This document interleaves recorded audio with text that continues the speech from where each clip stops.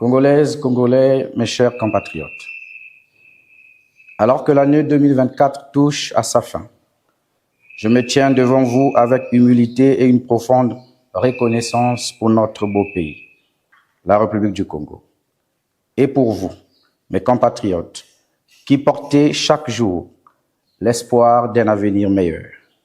En ce jour, je viens non seulement partager avec vous un bilan, mais également tracer une route, celle que nous allons parcourir ensemble vers un Congo plus juste, plus prospère et pleinement réconcilié avec lui-même. Congolaises, Congolais, mes chers compatriotes, notre pays traverse des défis immenses. Les injustices sociales et politiques persistent. Les jeunes sont très souvent déçus et les voix de ceux qui souffrent restent encore largement inaudibles. Les bourses et les pensions impayées s'accumulent, privant nos étudiants et nos aînés de leur dignité. La situation économique, marquée par une dépendance excessive aux ressources brutes, maintient la majorité de nos citoyens dans une précarité inadmissible. Dans ce contexte difficile, il est essentiel que toutes les forces vives de la nation, y compris l'Église, assument leurs responsabilités et prennent position face à la dégradation profonde de notre pays. Il est plus que temps que les langues se délient et que les consciences s'élargissent, afin qu'il n'y ait plus de champagne pour un groupe de Congolais, mais plutôt de l'eau potable pour tous les Congolais. Nous avons donc besoin de paroles de vérité, de justice et de courage, car le silence ne saurait être une réponse face aux souffrances du peuple. Congolaises, Congolais, mes chers compatriotes, j'ai 33 ans. J'ai accepté ma désignation par les membres de notre parti politique lors du premier congrès ordinaire qui s'est tenu à Brazzaville les 19 et 20 décembre 2024 comme candidat à la prochaine élection présidentielle de mars 2026. J'ai accepté cette désignation parce que je crois fermement qu'il est temps pour une nouvelle génération de se lever, une génération qui incarne le courage du changement, l'énergie de l'innovation et la détermination de construire notre pays sur les bases solides. Ensemble, avec les jeunes Congolais de tout horizon, nous allons lancer une dynamique de transformation profonde. Nous refusons d'accepter que notre destin soit de perpétuer les erreurs du passé. Notre avenir sera construit avec ambition, en mettant au centre les talents, les idées et les aspirations de notre jeunesse. Congolaises, Congolais, mes chers compatriotes, trop de promesses ont été faites à la jeunesse congolaise qui, aujourd'hui, a perdu toute confiance envers la classe politique dirigeante. Ces jeunes ont très souvent été utilisés et manipulés par les hommes politiques véreux qui, une fois au pouvoir, pensent d'abord à satisfaire leurs besoins personnels et ceux de leur famille en arguant ces derniers qui les ont propulsés au pouvoir. La jeunesse congolaise, qui représente aujourd'hui 76% de la population congolaise, d'après le dernier recensement, doit aujourd'hui prendre conscience en sachant quelle est la clé de voûte architecturale de tout changement qui doit s'opérer dans notre pays. Dans la plupart des pays africains où les changements de régime se sont opérés, à l'instar du Sénégal et du Ghana, la jeunesse a constitué une force motrice dans ces dynamiques de changement et de paradigme. Le véritable problème de notre pays, c'est aussi l'accentuation des inégalités sociales et surtout l'inégale répartition de nos richesses naturelles. Les jeunes ont donc besoin d'être écoutés, considérés, afin que leur point de vue soit pris en compte dans la construction de notre pays. Or, malheureusement, ces jeunes sont plutôt traités avec mépris, dédain et sont exclus de la gestion de notre pays. Les 3 mois de grève de l'université Mariangouabi sont une parfaite illustration de la non prise en compte des aspirations profondes de notre jeunesse. En effet, l'utopique déclaration de 2024, comme année de la jeunesse, est la preuve du manque de considération de nos jeunes par la classe politique dirigeante. C'est pourquoi nous avons décidé d'agir afin de redonner de la dignité à notre jeunesse et surtout à notre peuple. Congolaises, Congolais, mes chers compatriotes, notre pays traverse des moments difficiles qui imposent une prise de conscience générale et des choix décisifs. Les défis sont nombreux et complexes. La cherté du coût de la vie, le chômage endémique, l'extrême pauvreté, un système éducatif en déclin, un système de santé précaire, des infrastructures vétustes, un environnement malsain, un cadre de vie dérisoire, une corruption enfouie dans le cœur du pouvoir, une impunité chronique, un cynisme hors du commun, une insensibilité à tout presque inégalable, les inégalités sociales croissantes dans la redistribution des richesses nationales, le bradage des ressources naturelles, la confiscation des richesses de notre pays par une élite corrompue, le tribalisme, le népotisme, le repli identitaire, l'achat de conscience et le culte de la personnalité. Face à la réalité de ces enjeux, il est donc nécessaire et urgent d'emprunter les voies susceptibles de tracer le chemin d'un pays capable de relever ces défis. Le mouvement républicain se présente comme l'une des alternatives crédibles en vue d'une alternance démocratique en 2026. Le mouvement républicain doit être une boussole, une force de proposition, mais surtout une force d'action. Congolaises, Congolais, mes chers compatriotes, les manœuvres militaires qui se passent actuellement dans la zone neutre entre la République du Congo et le Cabinda doivent interpeller le gouvernement car cette situation a tendance à perturber la quiétude des paisibles citoyens. En 2025, je m'engage à aller à votre rencontre, Congolais de l'intérieur et de l'extérieur, de Brazzaville à Pointe-Noire, en passant par Dolisie, de Brazzaville à Infondo, en passant par Ngo, Djambala, Owando, Bundi, Evo, Wesso, des villages les plus reculés aux communautés diasporiques à travers le monde. Je viendrai écouter vos préoccupations, comprendre vos attentes et partager notre projet commun. Cette tournée nationale et internationale sera l'occasion de présenter notre livre-programme intitulé « Le changement vers un Congo prospère », un document ambitieux qui incarne notre vision pour un Congo nouveau. Congolaises, Congolais, mes chers compatriotes, permettez-moi de vous présenter quelques-unes des mesures phares de notre programme qui touchent à tous les aspects de la vie nationale. Sur le plan juridique, nous nous renonçons à être président du Conseil supérieur de la magistrature pour garantir la séparation des pouvoirs. Un parquet financier sera créé pour traquer les détournements de fonds publics et rapatrier l'argent volé dans les caisses de l'État. Nous lutterons contre le tribalisme et le népotisme grâce à l'instauration et l'application rigoureuse des lois adaptées. Sur le plan administratif, des plateformes de recrutement en ligne offriront des opportunités d'emploi transparentes à tous les Congolais. Un portail de services numériques simplifiera les démarches administratives du casier judiciaire aux actes de naissance.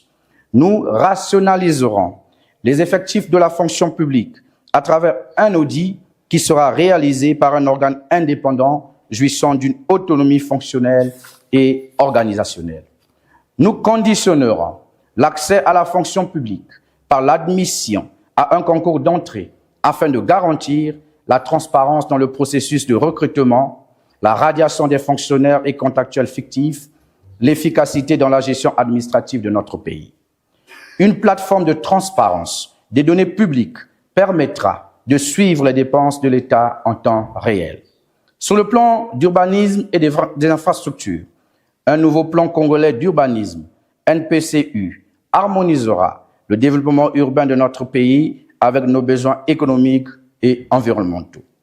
Nous construirons 2 grands palais de congrès et salles de conférence d'une capacité respective de 10 000 et 5 000 places à Brazzaville et Pointe-Noire, créant ainsi plus de 4 500 emplois directs. Nous ferons construire plus de 200 000 logements sociaux dans les 12 départements de notre pays, ce qui permettra de loger décemment plus de 100 000 familles congolaises, dont 70% en zone urbaine et 30% en zone rurale. Nous ferons construire un réseau routier national interconnecté, car notre objectif sera de lui relier toutes les localités de notre pays à travers un maillage autoroutier pour favoriser les échanges commerciaux et les déplacements interdépartementaux. Pour cela, 6 autoroutes seront construites suivant un ordre de priorité. La création d'un annuaire des codes postaux pour chaque zone urbaine et rurale sera indispensable pour faciliter la livraison des courriers, des colis pour le commerce électronique et la gestion des services publics.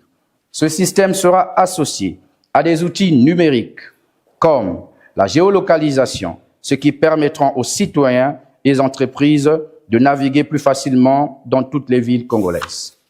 Sur le plan économique, nous réduirons de moitié le salaire des hauts fonctionnaires, y compris celui du chef de l'État, des membres du gouvernement et des parlementaires. Nous supprimerons des institutions coûteuses et redondantes comme le Sénat et la quasi-totalité des conseils constitutifs nationaux. Nous créerons les conditions de sortie du franc CFA. Nous faciliterons la création des emplois à travers la création de plusieurs entreprises étatiques dans les secteurs clés, la promotion de l'entrepreneuriat avec une simplification des démarches administratives y afférentes pour tous. Nous exigerons la transformation de 70% de nos matières premières sur place afin de créer plusieurs millions d'emplois pour la jeunesse de notre pays, avec plusieurs postes exclusivement réservés aux citoyens congolais. Nous renégocierons les contrats pétroliers, miniers et forestiers afin de garantir l'intérêt du peuple congolais. Nous créerons la Banque congolaise de développement. La création d'une société nationale de l'habillement et du luxe, CNHL, qui aura pour mission, entre autres, la gestion et l'exploitation de l'usine textile de Kinkala à construire, le développement des lignes de vêtements traditionnels et professionnels, panne congolais, habits de raffia, les uniformes militaires et civils.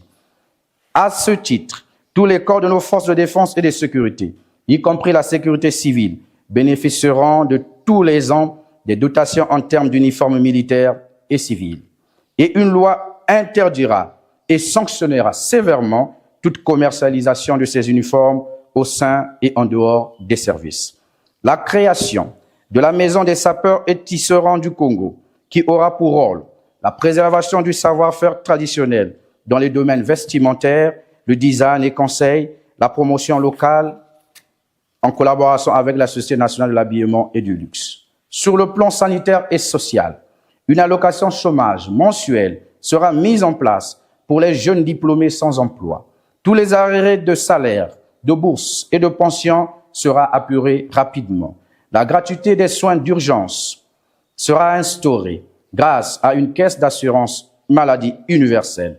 Chaque Congolais aura désormais un numéro de sécurité sociale. Nous mettrons en place une prime de mariage d'un montant de 200 000 francs CFA qui sera versée aux couples mariés à l'état civil. Les dépenses du beau-fils envers la belle-fille liées au mariage coutumier, dot, présents et sommes en espèces ne pourra excéder la somme d'1 million de francs CFA et seront vérifiés, contrôlés et validés par l'autorité de l'état civil local. Nous assurerons un bon début de vie pour tous les enfants congolais et soutiendrons la santé maternelle et infantile. Car les premiers soins pour tout nouveau-né congolais et un jour de séjour en maternité seront gratuits. En cas d'accouchement par césarienne, les soins pour la mère et l'enfant seront gratuits jusqu'au 5e jour. Nous mettrons en place une prime de naissance d'un montant de 30 000 francs CFA pour tout enfant congolais né d'un parent congolais sans emploi et d'un montant de 25 000 francs CFA pour tout enfant congolais né d'un parent congolais salarié ou fonctionnaire. Celle-ci ne sera versée qu'à la naissance. Nous mettrons en place une carte maternelle de solidarité qui sera un dispositif destiné aux mères ayant au moins 3 enfants à charge. Cette carte offrirait distinction honorifique annuelle pour célébrer leur dévouement attribué lors des cérémonies locales. Avantages sociaux personnalisés, incluant des réductions sur les frais scolaires des enfants concernés des subventions alimentaires et des aides de logement. Identification numérique sécurisée via une plateforme nationale pour un suivi précis de leurs besoins et pour simplifier l'accès aux prestations sociales. Cette mesure favorisera leur rôle essentiel tout en leur apportant un soutien concret pour améliorer leurs conditions de vie. Sur le plan africain, nous accorderons gratuitement les autorisations électroniques de visite en République du Congo en cycle AEV-RRC pour les ressortissants des pays africains qui visiteront notre pays pour une durée n'excédant pas les 90 jours.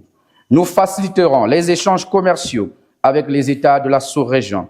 Nous proposerons aux dirigeants des États de la sous-région Afrique centrale la possibilité de la création d'une monnaie commune. Congolaises, Congolais, mes chers compatriotes, notre livre « Le changement vers un Congo prospère » est un outil essentiel pour comprendre la vision que nous portons. Il ne s'agit pas de promesses vagues, mais d'un engagement clair, basé sur les mesures concrètes, une expertise déjà faite et réalisable. En 2025, ce livre sera au cœur d'un dialogue national. Nous organiserons des débats, des consultations et des rencontres autour de ces propositions. Ça sera un moment de sursaut patriotique, une occasion pour chaque Congolais de se réapproprier de l'avenir de notre nation.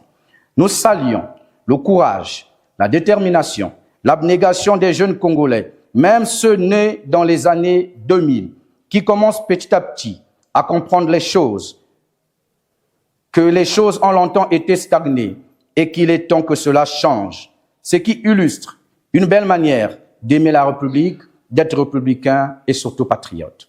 Congolaises, Congolais, mes chers compatriotes, en 92, notre pays avait connu une élection libre, équitable, apaisée et transparente, ce qui avait conduit à la victoire non contestée du professeur Pascal Lissouba. C'est pourquoi nous voulons que celle de mars 2026 emprunte le même chemin et que les conditions de préparation, d'organisation et de publication des résultats obéissent aux standards internationaux.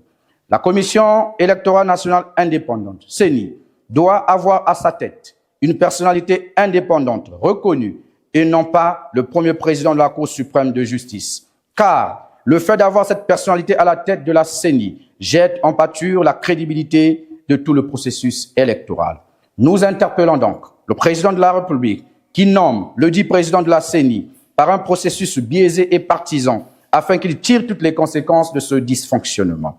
Dans le même élan, nous tiendrons le gouvernement pour responsable de toute situation qui surviendrait si et seulement s'il venait encore à couper délibérément Internet pendant, après le jour du vote. Car cette volonté de nuisance cause ainsi un véritable préjudice à l'économie nationale, à la liberté des citoyens et renforce l'idée selon laquelle le Congo serait une dictature. Il est donc temps que ces méthodes rétrogrades d'une autre époque cessent et que l'expression de la volonté du peuple congolais soit respectée et manifeste. Nous tenons à ce que le vote des Congolais de l'étranger soit respecté conformément à la loi électorale en vigueur et que toutes les recommandations issues des concertations politiques ayant eu lieu dans notre pays soient désormais prises en compte, notamment le plafonnement des dépenses de campagne électorale, la question de la biométrie, la création d'une ligne budgétaire propre à la CENI, le découpage électoral qui s'impose après le dernier recensement général de la population et de l'habitat, la prise en charge par l'État des représentants des candidats aux différentes élections et bien d'autres. Congolaises, Congolais, mes chers compatriotes, en mars 2026, notre pays devra choisir la voie de l'alternance démocratique et pacifique. Il ne s'agit pas seulement de changer un président ou un gouvernement, mais de transformer profondément notre manière de gouverner.